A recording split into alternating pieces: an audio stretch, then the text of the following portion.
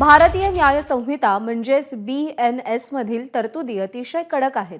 त्यामुळे गुन्हेगारांनी कायदा सुव्यवस्था हातात घेऊ नये अशी तंबी नांदेडच्या जिल्हा न्यायाधीश दलजीत कौर जज यांनी दिली आहे। नांदेड पोलीस अधीक्षक अविनाश कुमार यांनी रेकॉर्डवरील गुन्हेगारांची परेड घेतली। या परेडसाठी त्यांनी जिल्हा न्यायाधीश दलजीत कौर यांना बोलवून कायदेविषयक मार्गदर्शनही केलं। न्यायाधीश कौर यांनी कायद्यात राहाल तर फायद्यात राहाल अशी सज्जड तंबी रेकॉर्डवरच्या उपस्थित सगळ्या गुन्हेगारांना दिली।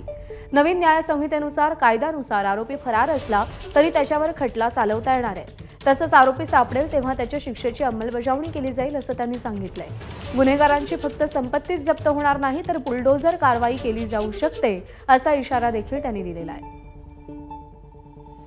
सराईत गुन्हेगार आणि स्पेशली फोकस होता जे अवैध धंदे चालवणे वाले जे गुन्हेगार आहे त्यांना बोलावून इकडे एक जे नवीन कायद्यामध्ये तरतूद आहे जे 2+ स्कीम आम्ही म्हणतो त्याची सुद्धा त्यांनी मी एक नॉलेज दिलेला आहे।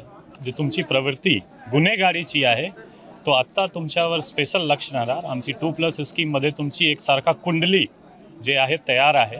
फिजिकल ओळख प्रत्येक गुन्हेगारच्या आमचे डिपार्टमेंटसोबत सुद्धा राहणार या एक सुद्धा छोटा उद्देश आहे यामध्ये। तो एक कॉम्प्रिहेन्सिव्ह एम घेऊन आजचा हा प्रयत्न होता।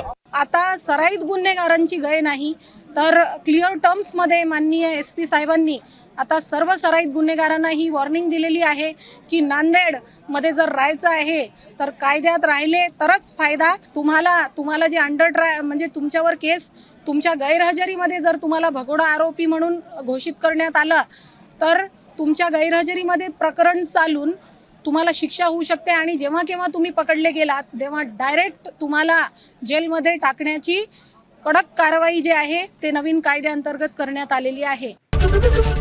ABP माझा, उघडा डोळे बघा नीट।